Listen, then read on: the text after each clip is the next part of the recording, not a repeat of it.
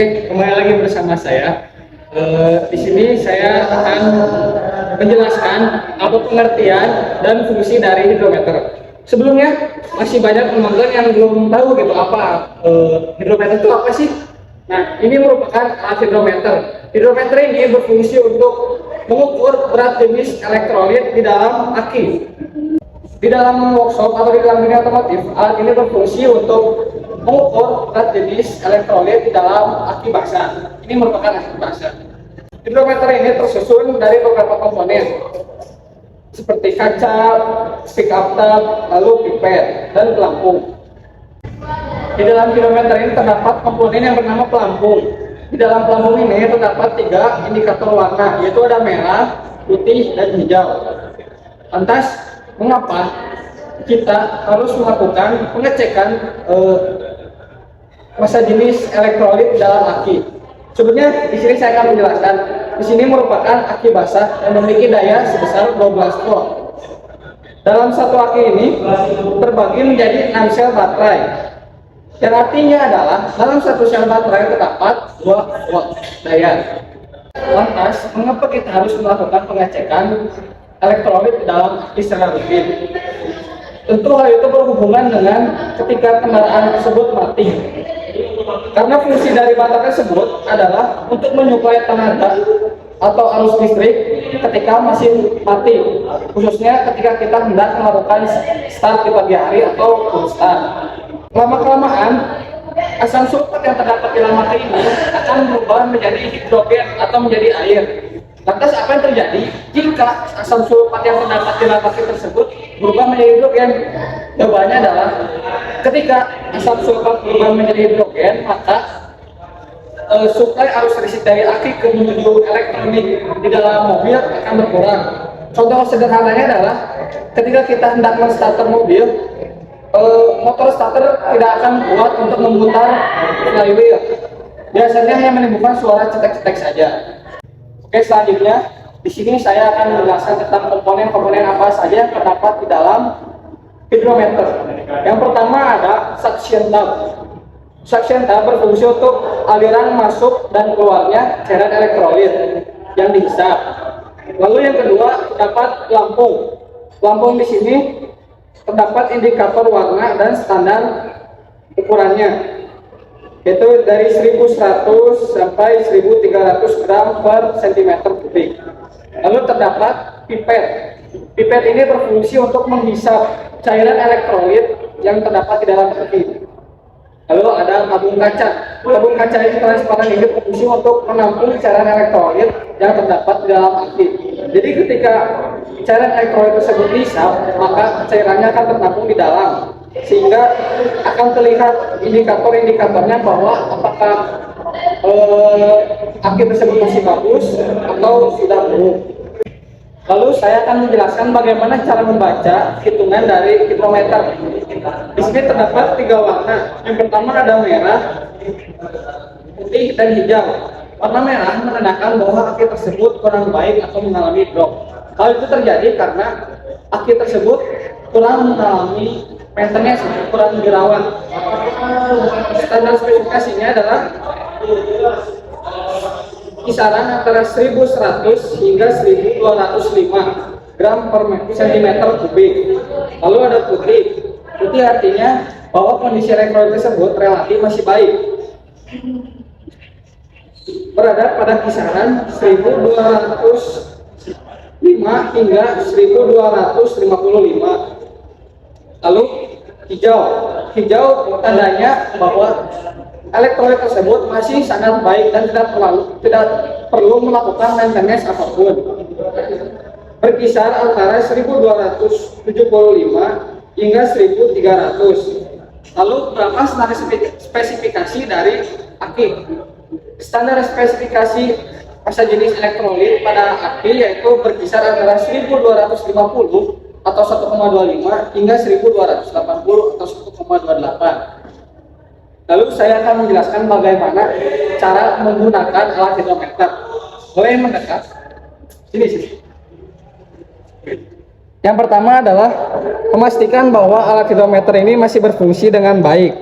Lalu yang kedua adalah buka salah satu sel dengan di antara sel-sel yang lain masih tertutup rapat.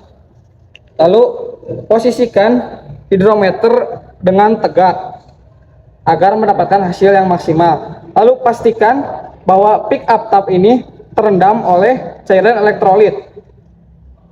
Lalu tekan pipet dan lepaskan secara perlahan. Dan ketika hendak membaca hasilnya, maka Anda jangan sampai mengangkat cairan atau mengangkat hidrometer tersebut, maka cairan tersebut akan mengalami turun gitu atau tidak sesuai dengan yang seharusnya. Agar hasilnya maksimal, Anda harus melakukan pengukuran sebanyak 2 kali. Jika dilihat dari hasilnya, cairan elektrolit pada sel 1 berada pada angka 1225. Angka tersebut relatif masih baik, namun akan lebih baik lagi jika aki ini melakukan recharge. Namun yang harus Anda ketahui adalah ketika melakukan pengecekan hidrometer, Anda harus melakukannya dengan hati-hati karena cairan di dalam sini merupakan asam sulfat. Asam sulfat tersebut dapat mengakibatkan tangan kita mengalami iritasi. Setelah mendapatkan hasilnya, catat di dalam buku. Lalu yang terakhir, di sini saya akan menjelaskan bagaimana cara merawat hidrometer agar alat tersebut awet dan tidak membahayakan bagi penggunanya. Yang pertama itu bisa dilakukan dengan cara merendam hidrometer menggunakan air bersih. Hal itu bertujuan untuk menghilangkan residu-residu atau sisa-sisa elektrolit yang terdapat di dalam tabung kaca. Yang kedua dapat menggunakan racun. Hal itu berfungsi agar kita dapat mengelap sisa-sisa asam sulfat yang terdapat pada suction tab atau pick up tab tersebut. Karena jika asam sulfat tersebut mengenai kulit kita, maka akan mengakibatkan iritasi.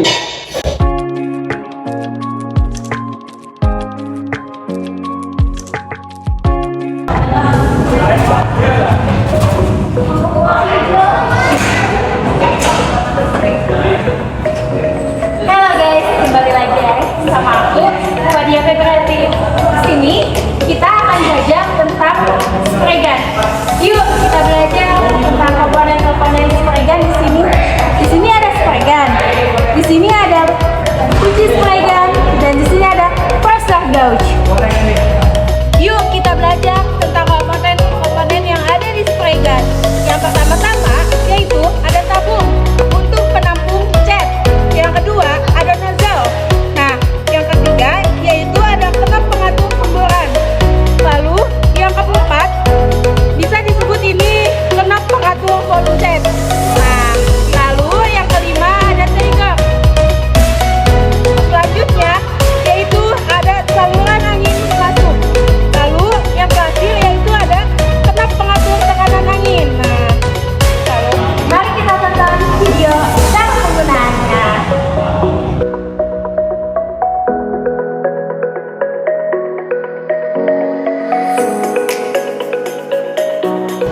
Yuk, kalian tahu gak sih cara perawatan di spray gun ini? Nah, yang pertama-tama kalian pastikan di tabung cat ini kosong, tidak ada catnya. Nah, lalu bukalah kenop pengatur volume cat.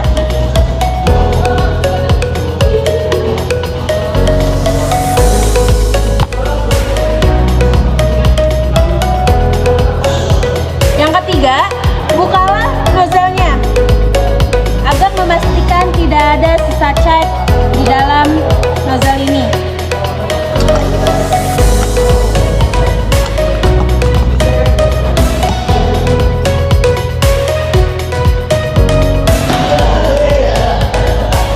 Lanjutkanlah buka tabung catnya.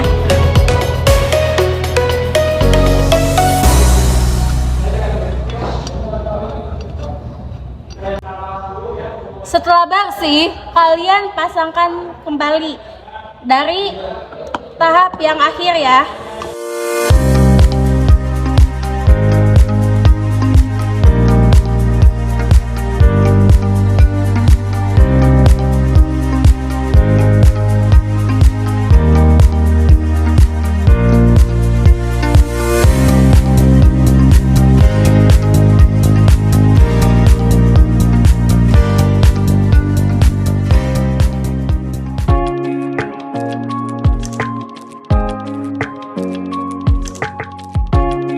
Halo teman-teman, perkenalkan nama saya Serwan Berkalaya dengan NIM 2203165.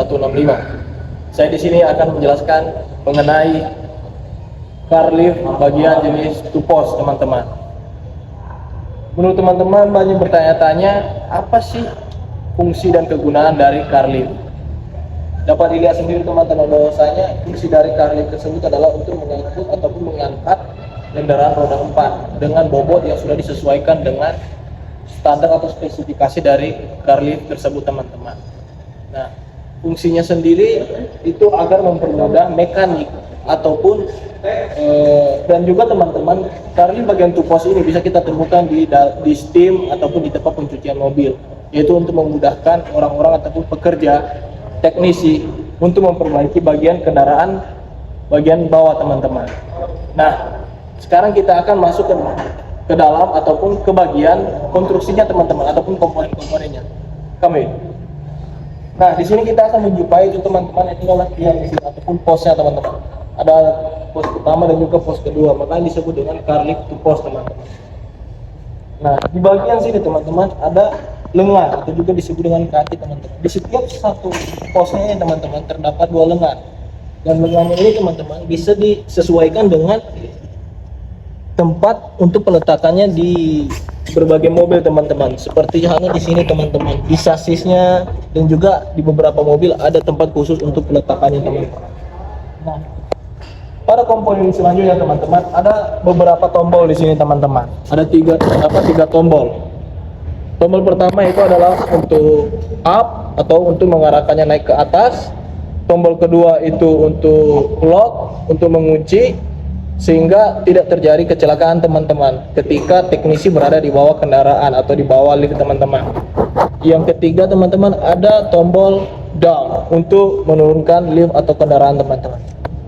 Nah, dan terakhir teman-teman ada bagian di sini kita bisa melihat ada saklar teman-teman. Fungsinya untuk memutus dan menghubungkan arus kembali atau bisa juga disebut sebagai on off-nya teman-teman.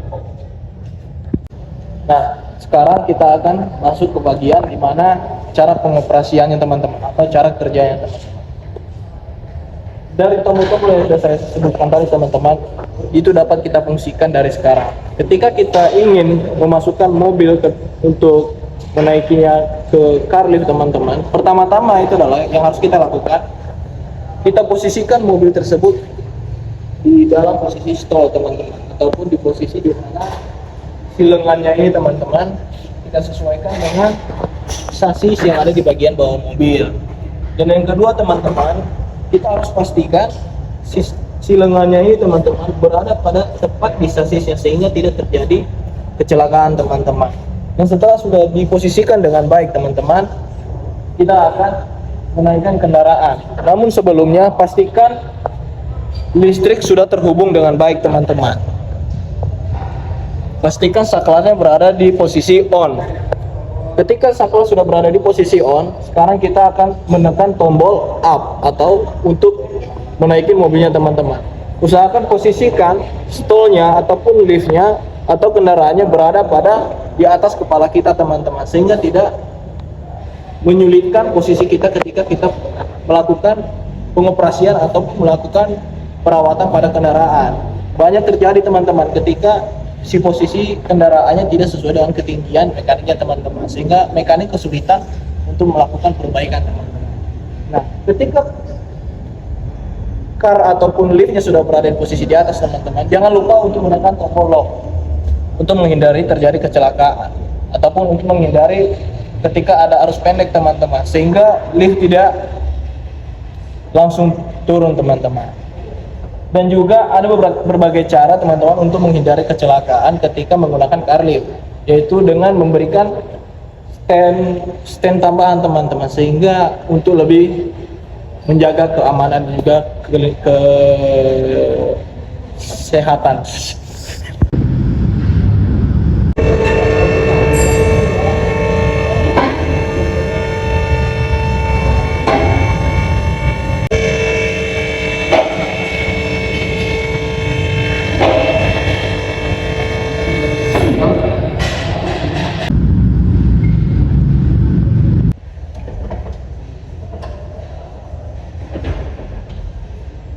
Nah teman-teman, cara memposisikannya teman-teman di sini nih ada tempat khusus untuk peletakannya teman-teman. Namun di beberapa mobil juga tidak terdapat bagian seperti ini teman-teman. Namun jika tidak terdapat, kita bisa meletakkannya di bagian sasis teman-teman, seperti halnya di sini, seperti di sini teman-teman. Nah ini kan juga fungsinya bisa memanjang teman-teman, menyesuaikan dengan struktur ataupun desain mobil teman-teman. Nah yang harus diperhatikan teman-teman ketika kita menaikkan mobil di atas lift adalah usahakan tidak ada benda ataupun alat yang ada di atas lift sehingga tidak membahayakan diri sendiri teman-teman ataupun para pekerja.